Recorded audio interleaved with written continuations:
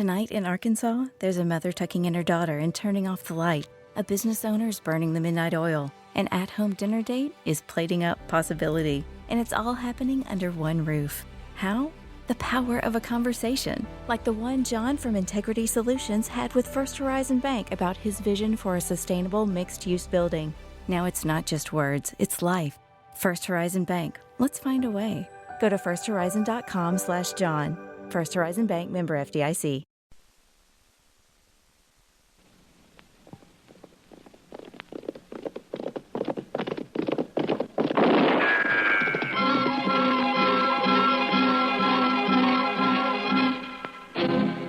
Around Dodge City and in the territory on West, there's just one way to handle the killers and the spoilers, and that's with a U.S. Marshal and the smell of Gunsmoke.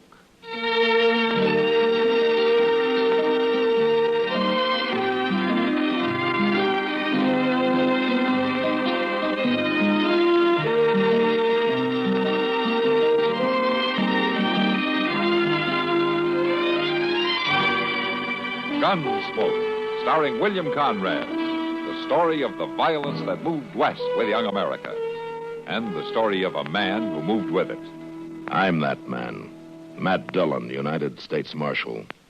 The first man they look for and the last they want to meet. It's a chancy job, and it makes a man watchful and a little lonely.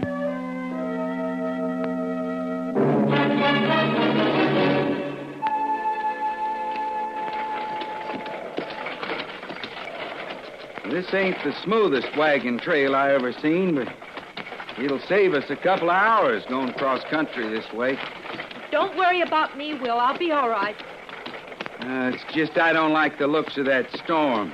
Not this time of year. There's a lot of snow in them clouds. You think we can beat the storm to the line shaft? Ought to. You sure? Of course I'm sure. Come on, you. Here. As soon as we get to the top of this rise, you'll see it.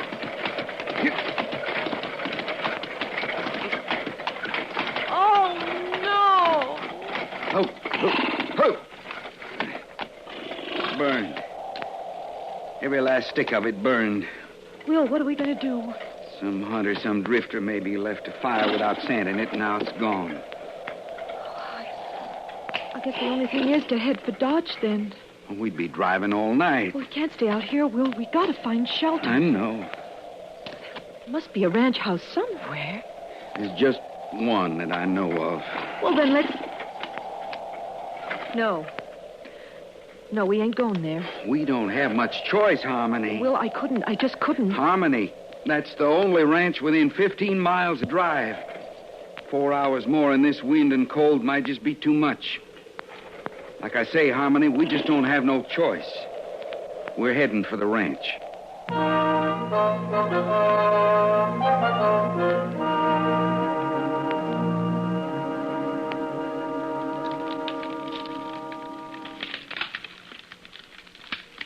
It's a good thing I toted in all that stove wood, Mr. Dillon. We're going to need plenty of it before morning. Yeah, it'll be a real cold night, it sure looks like. Snow keeps on there, so it's going to be 2 foot deep on the level. You know, if you don't take your boots off that stove, you're going to have 2 feet on the bare ground, Chester. What are you talking about? Chester, the soles are starting to smoke. Now take them off the stove. I declare, Mr. Dillon, I thought I smelled something burning in here. The stove's red hot. Yeah, well, at least my feet's warm for the first time in 2 days. Yeah. Say, I think maybe I'll rub them with tallow. Leather ought to soak it up real good, being hot that way. And Evening, Matt. Kitty, come on in. Oh, it's cold out tonight. Stand there by the stove and burn with Chester. I can't stay, Matt. I got to get back to Long Branch. Oh, big crowd tonight? Yeah, but quiet one. Men get sentimental at Christmas time. Oh, I'm that way myself, Miss Kitty. Yeah, so am I, Chester. I was thinking earlier this evening what it was like when I was a little girl. We used to always... It was a long time ago. Why don't you stay a while, Kitty? Let Sam run the place tonight, huh? Well, the boys sort of need me, Matt. To talk to them and laugh with them, even though they're thinking of somebody else at the time. Well, yeah, I know, but... Oh, I don't mind. It's kind of nice to be needed by somebody. What I was thinking, though, Matt, later, around midnight, maybe the three of us could get together, make some hot rum, maybe? That's a good idea, Kitty. By jing, it is. And maybe I could even get Mr. Jonas to rustle up some chestnuts. Good, Chester. Then I'll be counting on it. I'll come here if it's all right. Fine. Kind of like to get away from the Long Branch later tonight. Okay. Well, how are you, Mr. Beeker? Oh, good evening. I'll see you later, Matt. All right, Kitty. Come on in, Jethro. You look like you can stand some warming up. Marshal Dillon, I got some trouble out at my place. Oh, what kind of trouble? I've been invaded, attacked on my own property, shot at. Look at that there hat. Well, if the bullet had come much closer, you'd have been shot, not shot at. Who was it, Jethro? Couple coming through in a wagon. They took over my barn. Won't let me put a foot inside. Oh, what do you mean, a couple? You mean a man and wife? How do I know if they're man and wife? Well, maybe they just want shelter from the storm. Marshal, I don't care what they want. They took possession of my barn without so much as a by your leave. And I want them thrown out of it. Tonight. Well, can't we leave it till morning, Jethro? Will Ross ain't spending the night on my property. Will Ross? Well, is your daughter with him, Harmony? Marshal, I got no daughter. Well, you did up until 2 years ago when she married Ross and you threw them both off the place. For the last time, I got no daughter. You had one for 19 years, Beeker. You know me for a man of my word, Marshal. And I'm telling you this. If you don't ride back out there with me right now and get them two off my property, I'm going to burn that barn down with them inside it. Chester, Yes, sir. you better saddle up a couple of horses.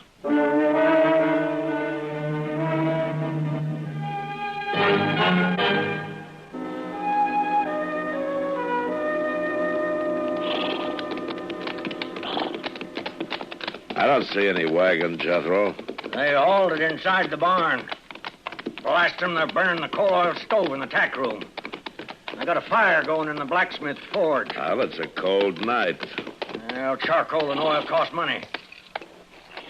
Come on out of there, Ross. I got the law with me now. Jethro, if I'm going to handle this, I'll handle it my own way. Now, you stay right here. Come on, Chester. Yes, sir. Oh, don't you go easy on them. I want them two treated like any other criminals.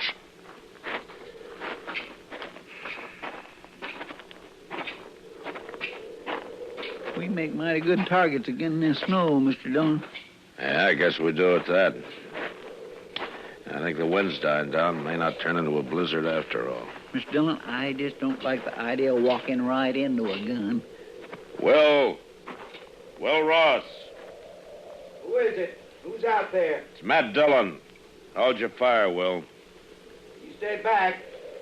I'm warning you, Marshal. I just want to talk to you, Will. Now, come on, open up the door. It's cold out here. Is old Jethro with you? No, just me and Chester. You can come in alone, Matt.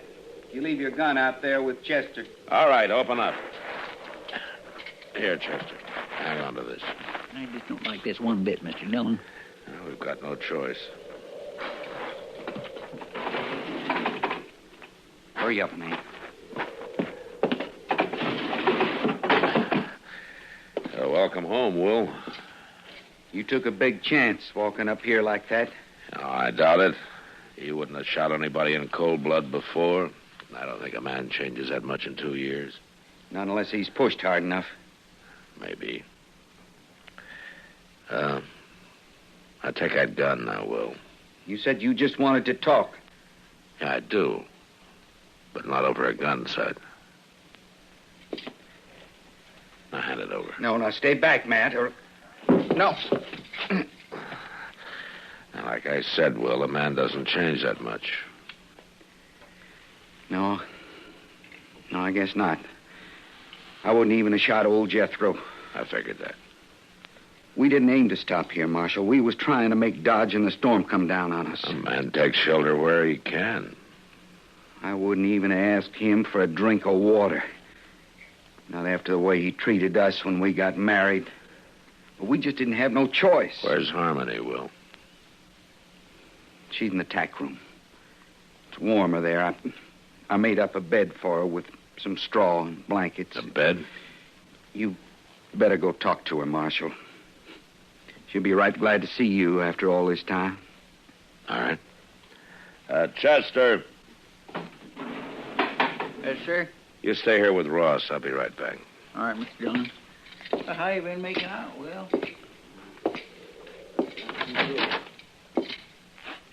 Harmony? Who is it? Matt Dillon. Oh, Matt. Well, what's going on here, young lady? Oh, everything, Matt. We're in trouble, real trouble. Oh, I see. It'll be any time now, I think.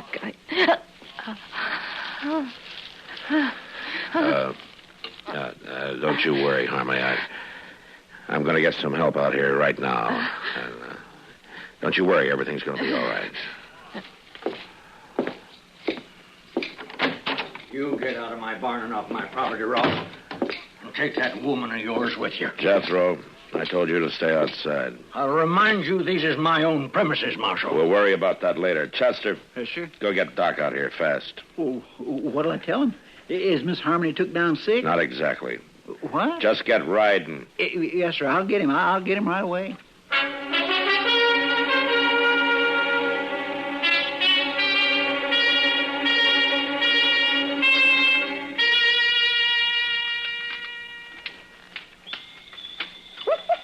Oh, there we are. The kettle's boiling again, Doctor. It certainly is. It'll only be a minute now. Oh, there's nothing like a nice hot toddy on Christmas Eve. Oh, yeah. Or any time. Or any time. How right you are, Dr. Adams. You know, since Mr. Prudlin passed on, this time of year has seemed very lonely to me. Oh, yes. Well, I always admired your husband, Mrs. Prudlin. He was a fine man, generous to a fault and kind and so thoughtful. Now, there you are. Oh, thank you. Just taste it. See if I've laced it enough with brandy. With brandy? Yes. Oh, my. That's good. Yeah, whew. That's very good. So, you know, Mrs. Prudlin, I nearly forgot the reason for my call this evening. Oh, I'd hoped it was just social. Well, in a sense, it's business. But in a greater sense, it's the spirit of Christmas. Your bill. Oh. Oh, as a very small gesture of my affection and esteem, I tear it up. Why, Dr. Adams, how sweet.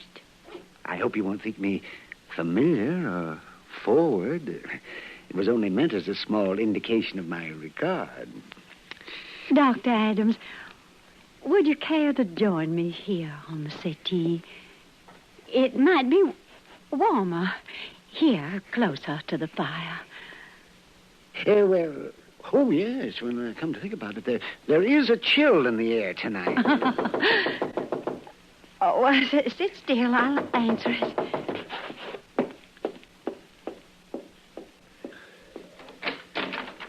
Good evening. Good evening, Miss Prudlin. Excuse me, but it's Doc here. No, my gracious. Why, yes, he is. Won't you come in? Thank you. Doc, I've been looking all over town for you. Well, why did you have to find me? Oh, never mind. What is it you wanted? Well, it ain't me that wants you. Mr. Dillon. Mr. Dillon? What's the matter with him? There ain't nothing the matter with him. He just wants you out at the Beeker place right away. He told me to bring you back. Oh, but this is Christmas Eve. Well, my gracious alive, I know that. Well, all right. Mrs. Prudlin, thank you for a wonderful time. And I hope you won't think ill of me for rushing off. Duty calls, Doctor. I understand. Some men can afford to be selfless. And you are one of those men. Mrs. Prudlin, I want you to know that I think you... Doc, Mr. Dillon is waiting. I'm coming! Good heavens, Chester, man's got to be polite, doesn't he? Another... Oh, that's... Good night, Mrs. Prudlin. Good night, Doctor. Come on, Chester.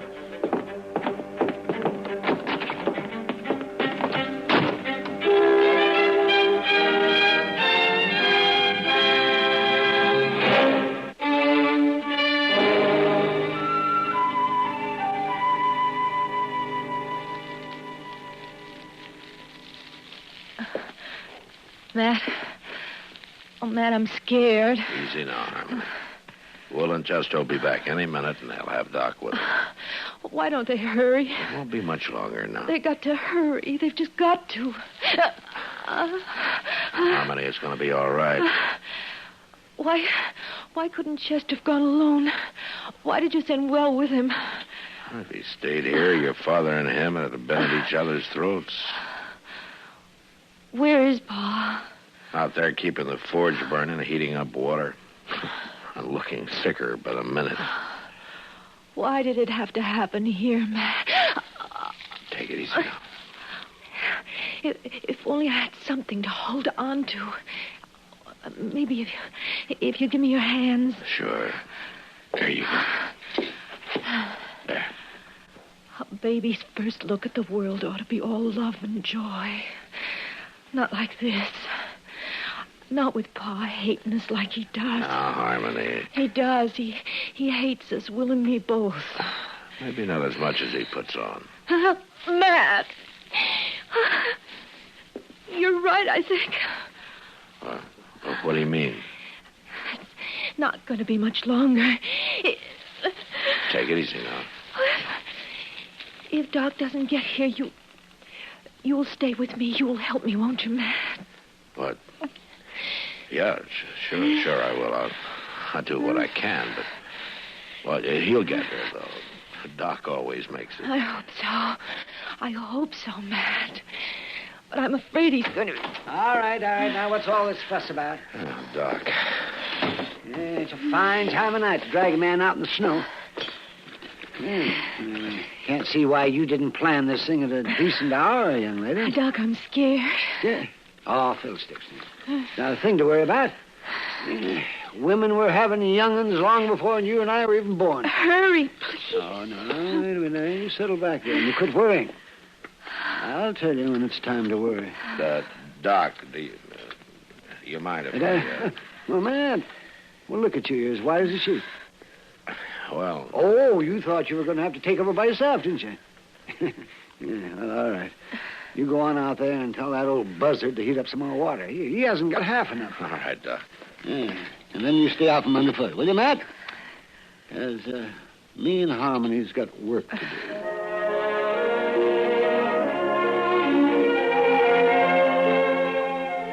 All right, now, little fella.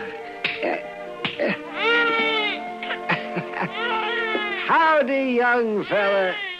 Welcome to the world.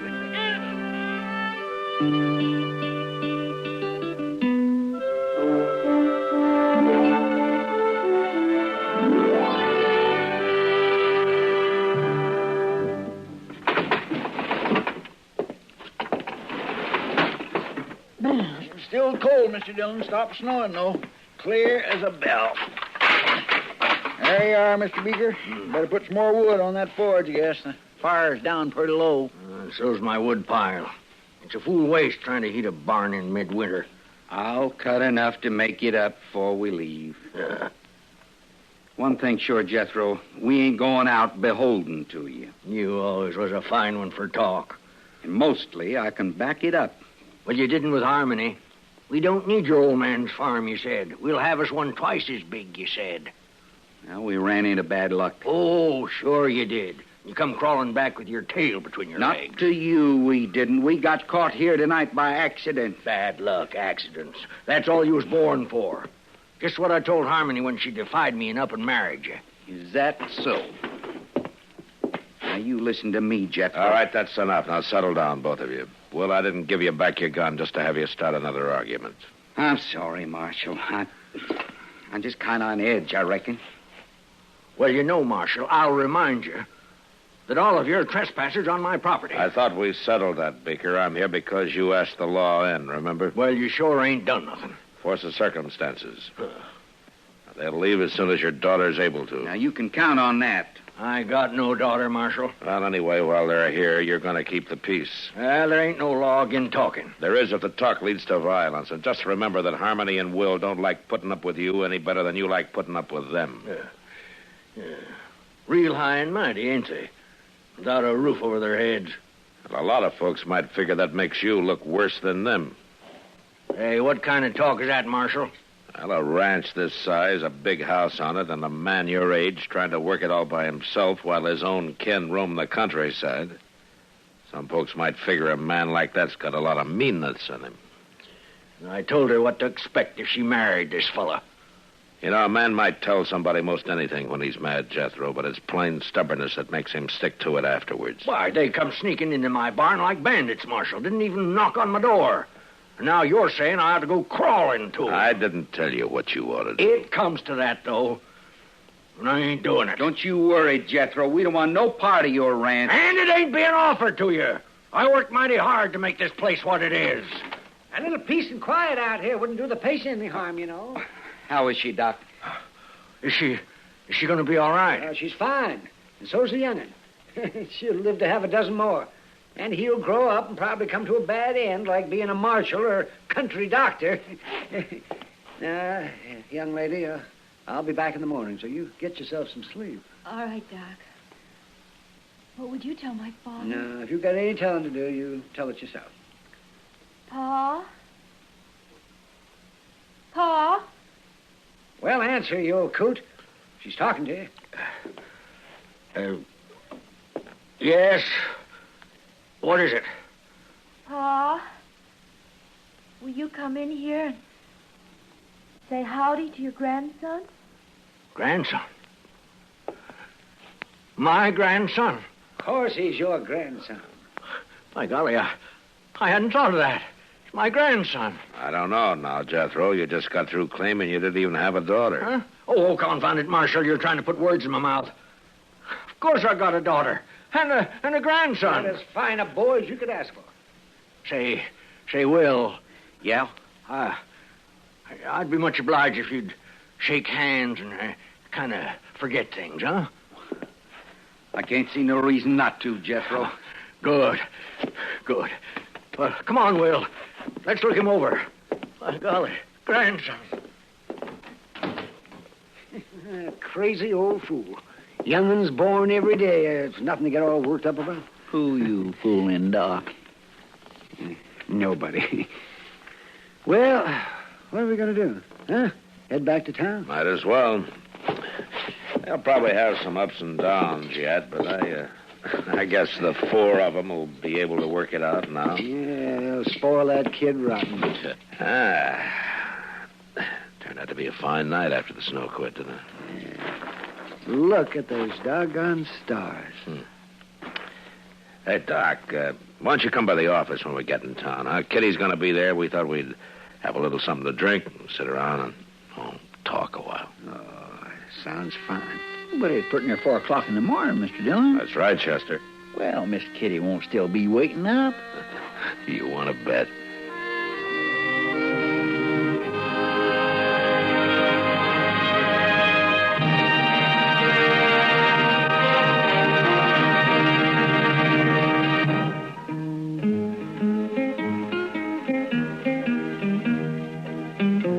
Gunsmoke has come to you through the worldwide facilities of the United States Armed Forces Radio and Television Service.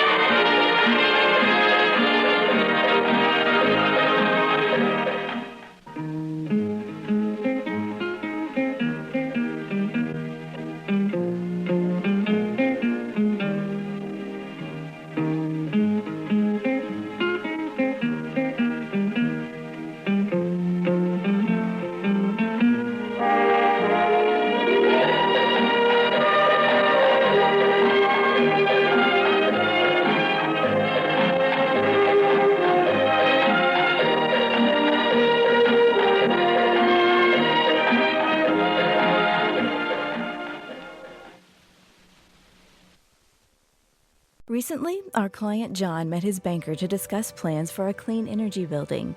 What he found was a shared passion for building something more. Momentum for change. First Horizon Bank. Let's find a way. Go to firsthorizon.com/John.